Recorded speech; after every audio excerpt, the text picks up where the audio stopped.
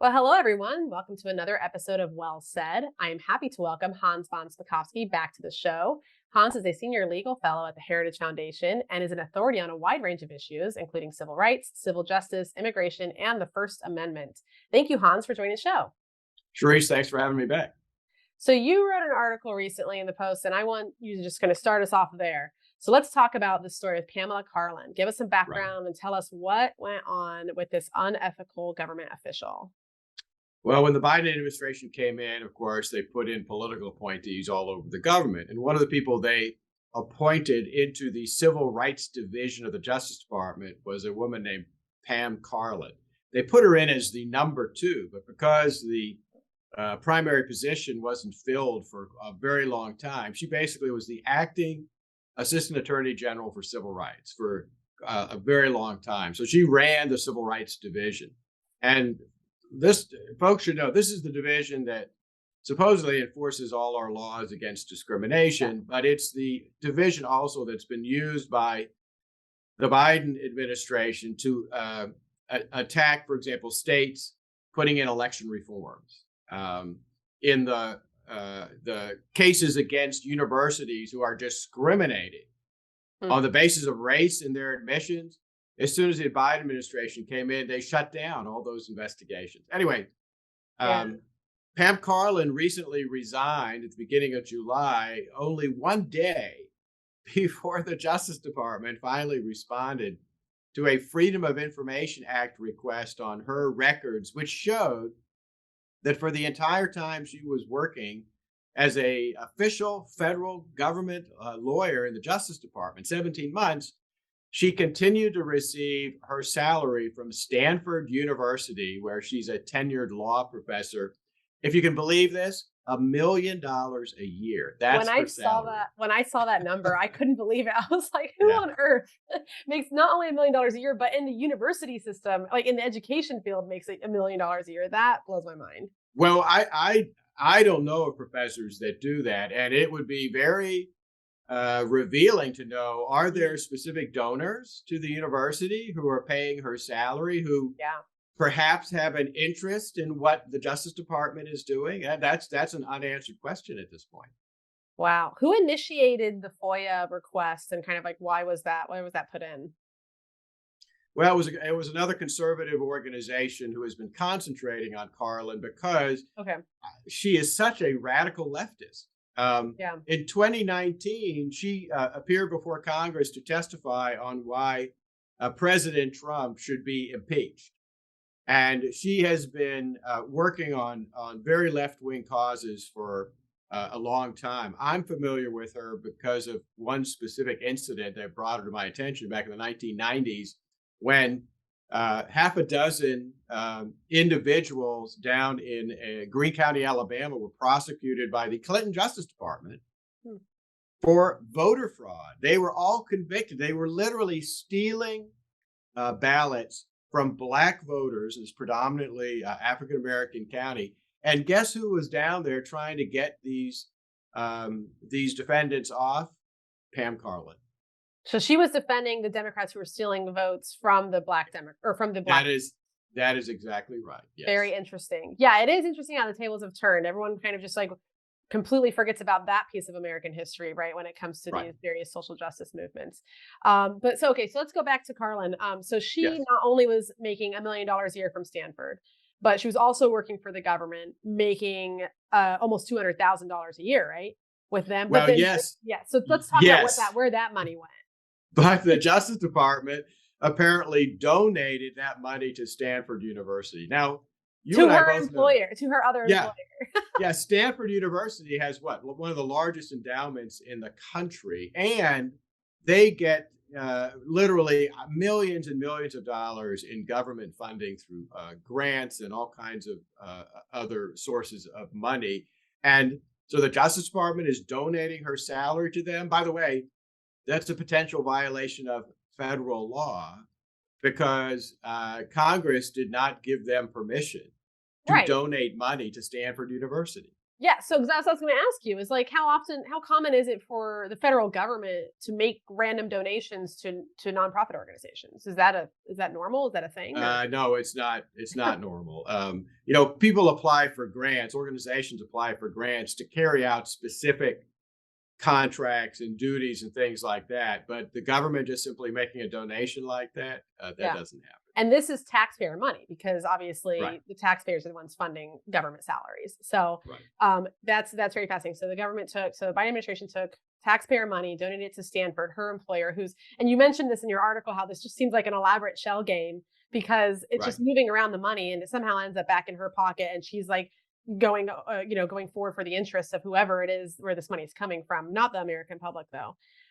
So what I think is really interesting also about this is in addition to that additional money being going back into Stanford, what is this a trend? Is this something that's normal? I mean, it's not only a matter of her making this kind of money and then going back to work at Stanford and then getting this money back into Stanford, but is this unusual or do we know if this is happening with other officials?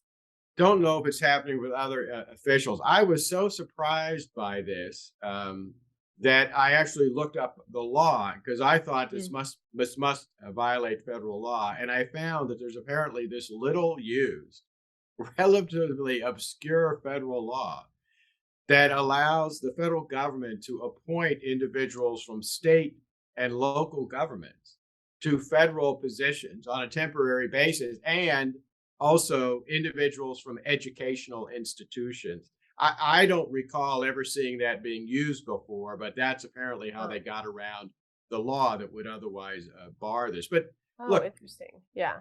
look, you and I both know the whole problem here is this raises unbelievable conflicts of interest because you cannot serve two employers at the same time.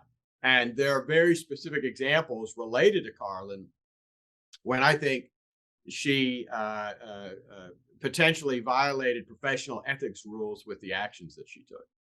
And is this in so I know the Department of Justice was looking into Stanford University for violations against Asian students, right? For fair admissions. And she wrote the brief that basically got them off the hook, right? Yes, because Stanford actually filed an amicus brief. As you know, there are two cases before the U.S. Oh Supreme yeah. Court. We wrote amicus briefs in that one for Yeah, this. okay. Well, Yeah. it's going to be heard in October, and it's Yeah. Asian American students who've sued both Harvard and University of North Carolina because they're blatantly being discriminated against in Mhm. their admissions based on their skin color.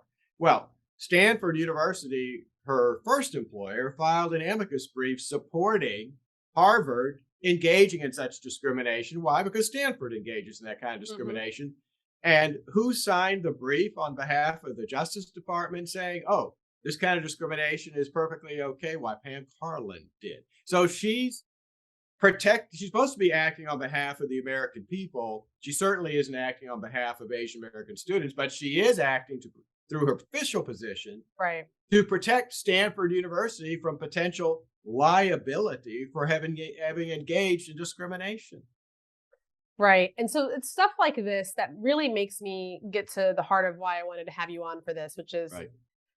when are when are donors, benefactors, financiers of universities going to learn or going to acknowledge that there's a serious lack of transparency here with what these schools are spending their money on, who they're funding with the universities, what kind of deals they're making with the government officials. Like there's no transparency. Like no one, and Right. it takes, we just did a report where we filed FOIAs to get freshman orientation material. We weren't even asking about funds.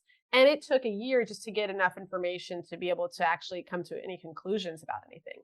But it was just like, it was this constant battle, uphill battle to get Right. information, to get universities to not want to redact. Like they wanted us to pay fees to so they could hire a lawyer to redact information. And I'm like, you're not a federal agency. Who are you? What's going on with this redacting? What are you redacting from freshman orientation materials? But anyway, my point is there's not a lot of transparency here. There's a serious opaqueness, and no one seems to be calling universities out on this. Of all the institutions that we criticize, we don't really call them out on the transparency aspect. So what are your thoughts on that and kind of where do you see some potential solutions here? See, I think that is a real problem. And look, why would they not be interested in transparency? Because they want to hide what they're doing. I mean, that's the clear and obvious answer. There's two things here that I think folks should consider. First of all, it's not just private universities that are doing this, it's state universities also. Well, folks should keep in mind that most state universities are located in states that have open record laws, the equivalent of the federal Freedom of Information Act that applies to state government and state institutions, which means those open record laws apply to state colleges. And alumni, students, and others should use those to go after those universities to find out what they're doing, particularly, for example, when it comes to college admissions, because the vast majority of Americans, as you well know, think that's wrong. And the problem is with private universities. On the other hand, a lot of private universities get a lot of federal funding. That gives Congress the ability to put in conditions for the receipt of federal funding.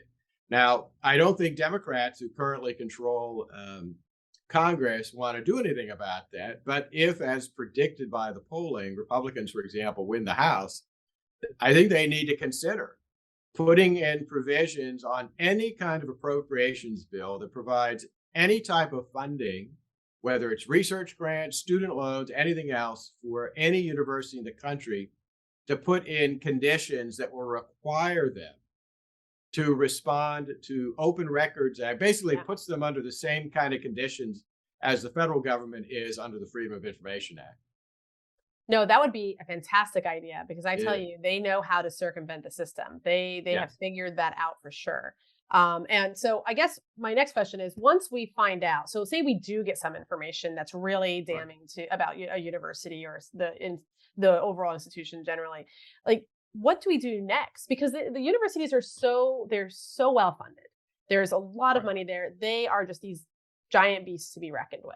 So how do you even go to battle against them? Because there's just, you can poke and prod here and there, but they've got, state legislators getting box tickets to, their football games. They've got all this money to where they can pretty much just, they can suffer lawsuits without it really affecting their bottom line. So how do we go after them?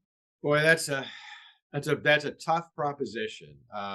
I do think, again, dividing it between private universities and public universities. With public universities, I think it is up to voters to talk to and persuade their state legislators to do the right thing when it comes to state universities. Find out what they are doing. Stop them from discriminating on the basis of race in their admissions. Stop teaching critical race theory propaganda in the classrooms. That's something state legislators have the full power to do, and that takes grassroots work by voters and others to get them working on those issues. Private universities, as we said, that's much tougher. There is a possible leverage against them if they're taking federal funding, but otherwise, I think a lot of it has to do with publicity and making their alumni know what is going on. Because I think the biggest problem we have in this area is so many alumni, they had a good time in college, so they just routinely give money to their universities without actually exploring what they're doing now. Yeah. And if I can give you a very specific example of that, look, I was an undergraduate at MIT. I no longer give them any funding because I discovered that after I left, they joined the other Ivy Leagues and began discriminating in their admissions against Asian and other students. And I'm not going to support a university that engages in that kind of behavior. But I think a lot of alumni just don't pay attention to that. Yeah, no, I think that's absolutely right. Alumni, a lot of the times you see them giving based on just like the sports teams, right? Everyone's just like, our state pride or there is that pride factor. And you want to be proud in your alma mater. That's something that's, it's something that you have hung up on your wall in your office, or, it's just something that you want to be proud of. And therefore, part of that is giving and supporting them in any way possible. However, I think it's really time, like you mentioned, that alumni really reconcile with what's happening on the campuses, because it's getting to the point where there's just no consequence to their actions. And I think there are some alumni groups that are starting to become more active, but we really need it a lot more. And the publicity aspect, But then back on the litigation side, we did see the students for fair admissions case against Harvard and UNC get up to the Supreme Court. It Right. was kind of a long battle. I mean, it took forever. But it finally gets to the Supreme Court, and there are potential lawsuits, in the pipeline that could eventually reach the Supreme Court as well. When the court rules on these issues, what does that mean for universities who are violating students' rights, in whether it be the SFFA case or other speech rights or the lack of transparency issues? If all of this does reach the courts, what does that mean? Do they automatically have to change their policies? Who holds them accountable? And what does that look like? Well, they're supposed to change their policies, but it's that's a really good question because I was actually having a discussion with another lawyer I know about this. And what I said to them is, look, if you expect the very liberal, progressive school administrators around the country, particularly at the Ivy Leagues, to suddenly change their behavior because the Supreme Court comes down with a decision saying, no, the Civil Rights Act of 1964 means what it says. You can't discriminate on the basis of race. If they're suddenly going to stop doing it, that's not going to happen. It is going to be trench warfare, Hmm. having to sue universities to force them to do what the Supreme Court has said. And they will do everything they can to hide what they are doing. Yeah. It's the same way Harvard tried to disguise what it was doing by saying, oh, we're putting in a holistic approach to college admissions. Well, that meant that it gave them the ability to discriminate and get away with it by using an approach that said, well, we're not going to so much look at credentials and extracurricular activities and good grades, because even if you have all that, we're going to examine your character and fitness. And like in the Harvard case, as you know, Cherise, it turned out that all the Asian students that they wanted to discriminate all got low character and fitness reports, which was one of the most patronizingly racist things I've seen. But that's how the admissions officers were able to give them Right. low enough scores to keep them out of the schools. Yeah, and that's really interesting because the position that we took on the case is obviously they also make the same argument that they want these well-rounded students who increase the type of the level of diversity on campus because diversity it somehow makes learning better. Like apparently, like if you have more diversity, all of a sudden everyone becomes more intelligent on campus and like much more well-read. I don't really know how they draw that connection exactly, but this argument has been going around forever. And so our argument was mostly that actually, most of the diversity efforts that we've seen on campus today in actual evidence are specifically designed to tamp down on free speech, and Right. Right. they curtail, crush any student's spirit of wanting to speak up or debate any issue, especially if it has to do with race or diversity. So, Well. Plus, Cherise, you realize that that diversity argument is the worst form of racism because it is based on the assumption that your skin color determines how you exactly, think and what exactly. your opinions are going to be, which again, I can't think of anything that's more racist than that whole idea. Yeah, no, absolutely, absolutely. And this goes back to what we were speaking about earlier this in this show about how there's this complete full circle aspect here to this social justice movement, right? Like Right. they completely disregard the history of some of these concepts. So let's talk about the Department of Justice now. We talked a lot about what the university role was in this. How does this happen in the Department of Justice with this this issue with Pamela? Is it something that it's that they knew about? Is it a lack of oversight, or how complicit was DOJ in all this? Oh, completely complicit. I mean, the political leadership there, they knew all this. They had to approve it, and they don't care. The political appointees that I've seen there in the Biden administration do not care about um, ethical lapses or anything like that. I've seen that in action after action after action that they have taken. And, the only check on this kind of unethical conduct is the Office of Professional Responsibility. That's an office inside Justice that reports to the Attorney General, and it's supposed to investigate unethical and unprofessional behavior by DOJ lawyers. That office is a joke inside. Look, I'm a veteran. You talk to any veteran in the department, they'll tell you that office is a joke. During the Obama administration, it was headed by a friend of Eric Holder, and they weren't about to find unethical anything that Right. Obama's appointees were going to do there. And the same is true now.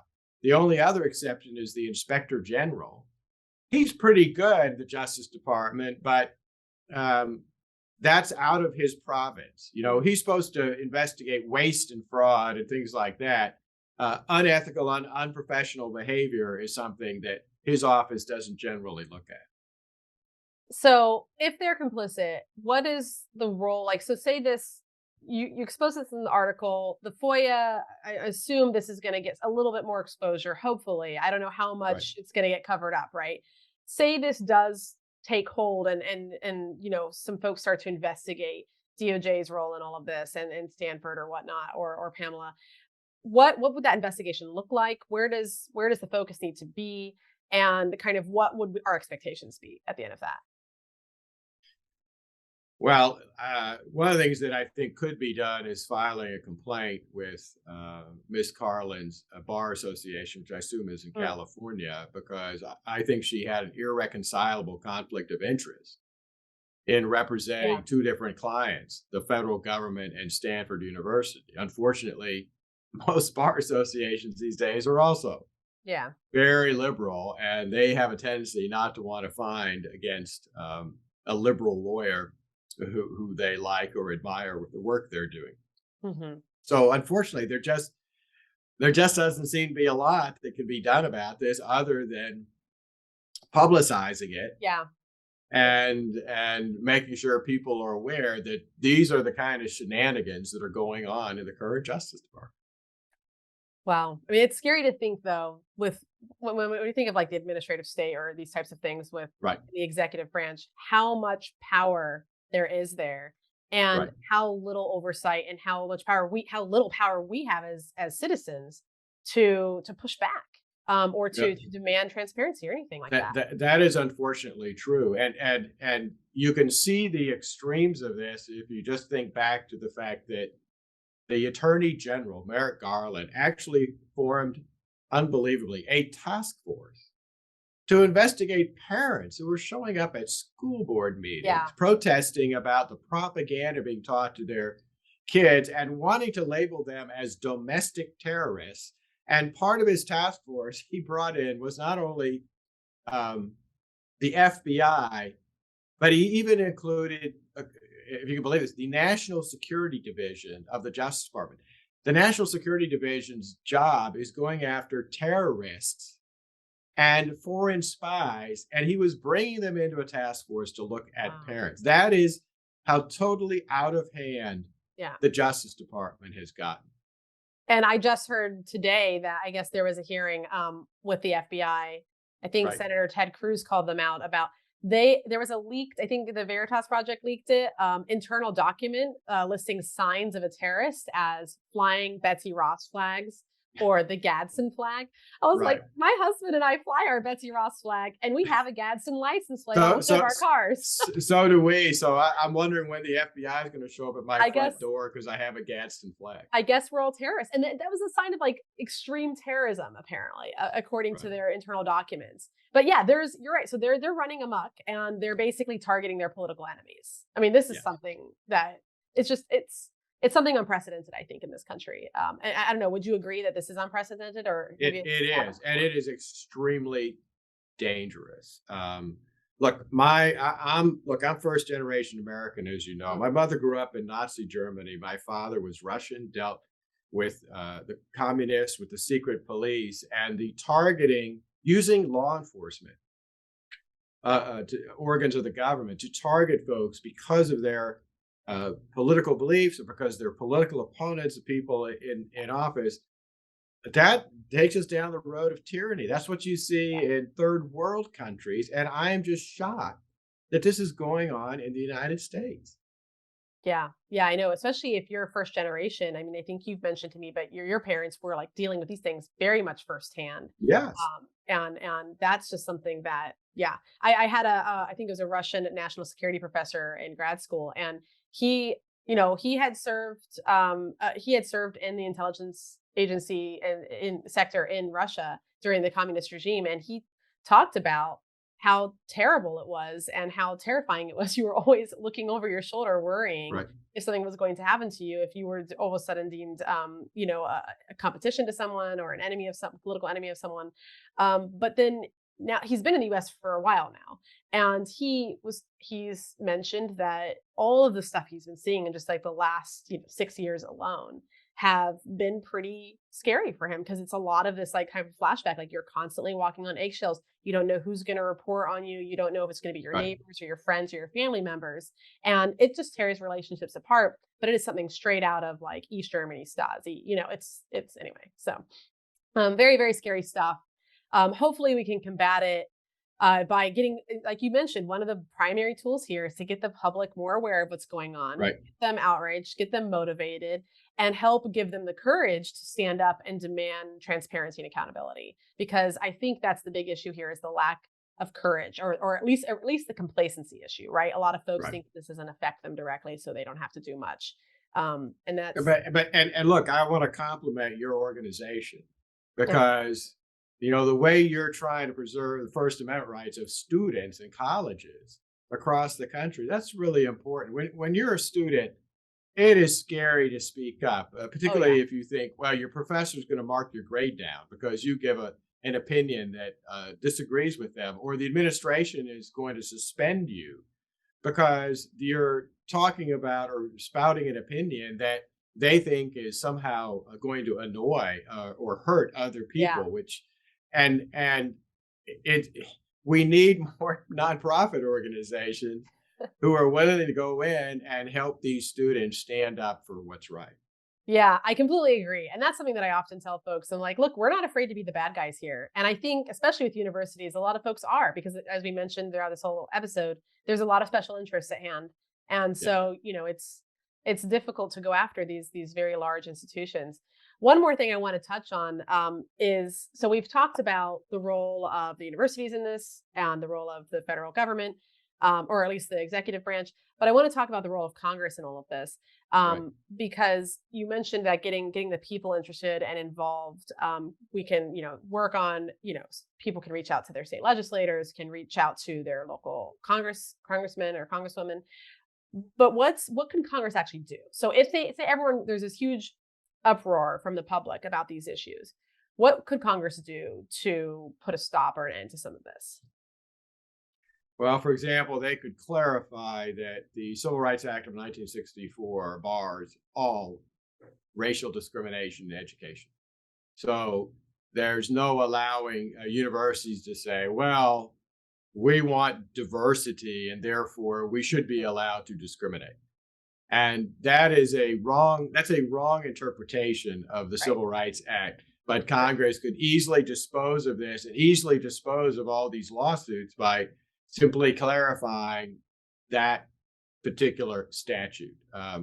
They could also, as I said before, put in conditions for the receipt of federal funding by universities that make their records transparent, so that they have to respond to record requests just like the federal government has to under the Freedom of Information Act.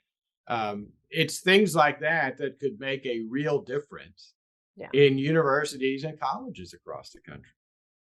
Yeah, I certainly agree. And I think there is some movement on the Hill trying to help advocate for free speech, but there's not a lot with the transparency aspect. And so I Right. think that's something, again, a lot of these problems would be solved. A lot of the free speech issues would be solved, or at least get more attention, if the transparency aspect was taken care of, because that's really what bars a lot Right. of the public from finding out what's going on. Well, thank you so much, Hans. Yeah, for coming on. Yeah. and the administrators, they don't like it when what they're doing becomes public. Oh, certainly not. No, Right. because they hear from, obviously, especially the board of trustees or the board of regents or whoever's kind of getting named in a lot of this. This is why in our lawsuits we do name them. We call them out because they're the ones at the end of the day Right. that are ultimately responsible for this. And so if they're not doing any kind of oversight measures on what the administrators on their campus are doing or what their departments are doing, then that's on them for sure. And then of course they're being held accountable to whoever is giving them the most money. So yeah, the goal is to shine a light on all of this, the trickle down effect or the trickle up effect, essentially, of everyone who's kind of funding this or complicit in some way or another, just to get that public Right. shame aspect attached to them for sure. Great. Well, thank you so much, Hans, for joining us on another episode of Well Said. Sure. Yeah, and this is Happy to do it. yeah, and I love having you on because you're always so good at like clarifying some of these really tough like legal questions or administrative law questions, because some of this stuff is just it's hard for the public especially to kind of penetrate these. How do we fix this problem? How do I get through Right. to congressman or to my local state legislator? So I think that you're really helping clarify a lot of this. So thanks again for coming on to do that. Sure Everyone, this thing. is Anytime. Everyone, this is Well Said, where I interview policy experts, commentators, academics, and students and activists on higher ed, free speech, and related topics in American culture and policy. You can share this episode on Facebook or YouTube, as well as our podcast, Apple, Spotify, Anchor. We're on all the different platforms. Download our podcast and listen anytime. Give us a 5-star rating if you like what you heard today. I'm Cherise Trump, and Hans, that was Well Said.